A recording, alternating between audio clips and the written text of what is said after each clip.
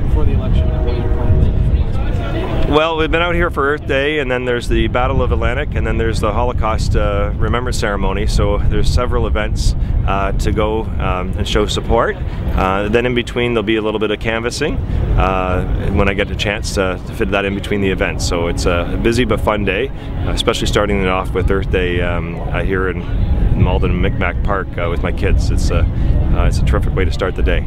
But how many doors are you hoping to hit today, and where? Oh, it's hard to say. I mean, I always ask the numbers. It just depends. Like I say, I've got to go to the different events, so that means I'm casual now, then I'm going to be in a suit, and then back to casual, back in a suit. So we'll just hit as many doors as we can, and then see how it goes. But I want to make sure I'm at the events, because the Battle of Atlantic is really important, and the Holocaust Remembrance is also important. Check the polls. One of the news, Conservatives are about 37%, the NDP about 30.5%. What does that mean for you? This big surge again. Well, it's important for us nationally. I mean, there's a significant opportunity to provide hope and opportunity to vote for, as opposed to fear and basically a negativity. So to me, it's impressive to see Canadians recognizing that we can have an alternative in our country, and the alternative can actually represent a positive change, because we have a terrific country.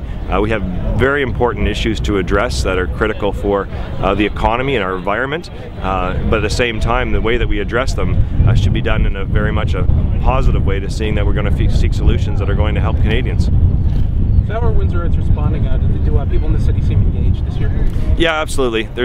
I mean, every election there's different issues that come to the forefront as importance. The affordability of life is one that's really tipped the edge this time here in Windsor West.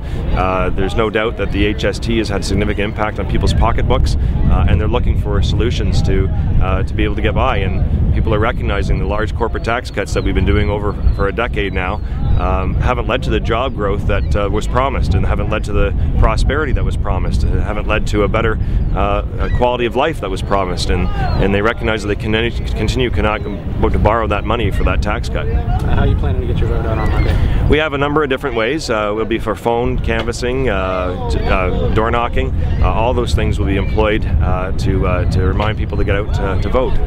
This is down to routine for you by now after so many elections, I imagine. You've got a bit of a well-oiled machine, I would think. Yeah, we had a good system in place, and I also have to go to Michigan tomorrow as well too for Lieutenant Governor's coming in town, and so we'll be going over there to support the border process, getting to the next level. So I'll take a break from the campaigning to do that, and that's important because we want to see the economic development and the environmental improvements with the new border crossing. So I'll take a break for a moment to go do that to show support. So the work never stops, right? No, it doesn't, but that's okay. I mean, these are good projects, and they're tough challenges, but they're great possibilities, and you have to just once again be positive in the way that you approach things, because we do need solutions here in this area, and our American friends over on the other side there are getting close to bringing the border home, and we want to show that there's support on this side for them as well. How are you feeling about your chances? Do you feel this has been a tough campaign this year?